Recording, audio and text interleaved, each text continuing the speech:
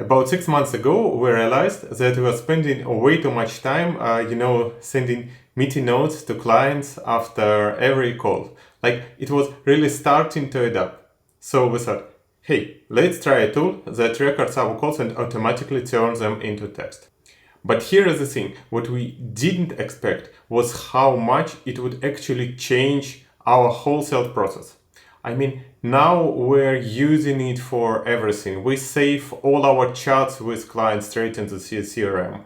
We draft proposals faster, and it's even helping like new sales people get up to speed way quicker.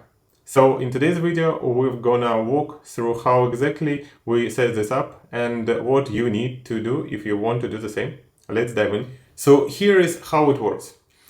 First, we transcribe the code, right? Once we've got the transcription, we break it down to pull out the tasks. These tasks then get sent to our CRM or task manager, depending on what we are using in the current project.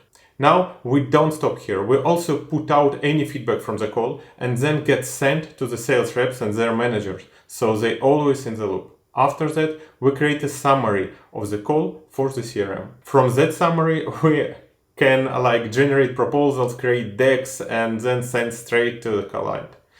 So let's break down each of the steps one by one. Let's talk about transcription tools. Now, when it comes to how these tools actually work, there are two main approaches. Some tools join your meeting as another participant, so everyone in the meeting can see this extra agent listening and recording the call. The second type runs in the background, and usually this is a Chrome extension or a standalone application on your computer. These tools quietly record the speech and sometimes the screen too. So let's not even get into the ethics of that, right? But that kind of tools exist and you should be aware of them. Next, you've got the kind of model the tool uses to transcribe the video. Companies don't usually tell you the details, but there are generally two types. It's either a common solution like a Whisper from OpenAI, which is accessible to everyone, or it's some custom fine-tuned model that offers better transcription quality. You won't really know which one you're dealing with until you try it out and see how well it handles transcription, especially if your language is not English. Whatever tool you end up using, you'll usually get two types of text in the end. First, there is a raw transcript of everything that was said. And second, there is a summary of the transcript. Both are going to be important for us moving forward. In our work, we use OtterAI as our main tool because it's really good at analyzing video and audio and providing a clear summary of what's being said. So we're gonna be doing three types of analysis here. First up, we've already got the summary, right? And it might actually be decent, but I still recommend reading through it. Now, if it doesn't quite work for you, here is what you can do. Take the full transcript, copy it, and send it over to ChatGPT or Claude with a prompt to re-summarize it in a way you like. Sometimes, the summaries from transcriptions focus too much on what happened at the beginning of the call or at the end. And the key highlights, some important stuff in the middle, they just kind of miss or forget. So that's sometimes we need to fix. And the second, you also can ask to put out the main tasks from the conversation, like for both sides. What did everyone agree on? Who's responsible on what? That's super useful. And third, you can ask it to evaluate how well the conversation went. Rate it based on different criteria. We'll dive into the summary part a bit later because it's going to be transformed into a proposal with tasks at some point. The tasks you pull out, you can just add those to your CRM or whatever task manager your company uses. And that way you can keep track of your work with that client. So let's talk about evaluation. From our experience, here's what we figure out. First, you should ask the tool to describe the goal of the conversation, like what was the overall purpose of the meeting. Next, you want it to break down the goal into key stages or steps. What were the phases of the conversation that helped move forward the goal?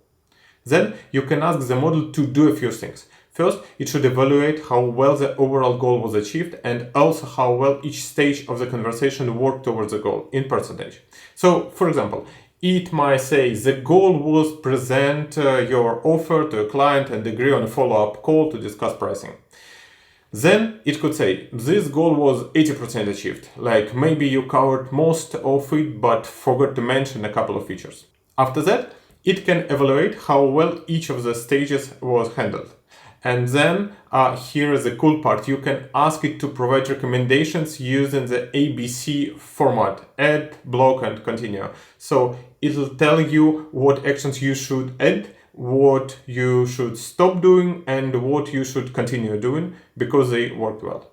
And in the conversation was really successful. You can even ask ChatGPT or another model to analyze, suggest which parts should be shared with the whole sales team, like what's worth implementing in everyone's approach.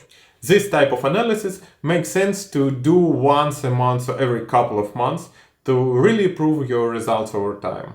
All the prompt examples will be linked in the description of this video.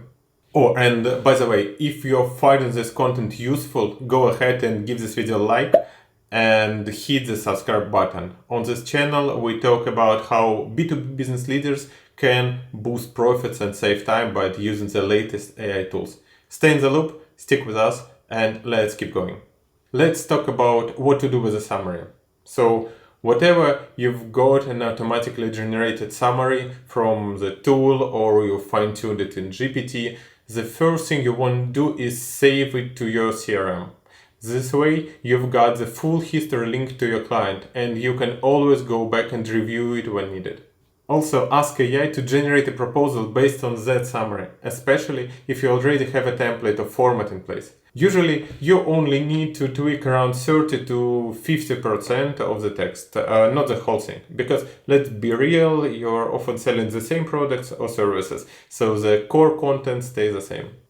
You can generate a custom proposal for that specific client, and you'll get a text version ready to go.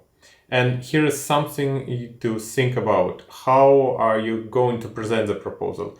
If you are doing it as a presentation, there are awesome tools, for instance, Beautiful AI, that can transform your proposal into a polished slide deck with images in just a few seconds.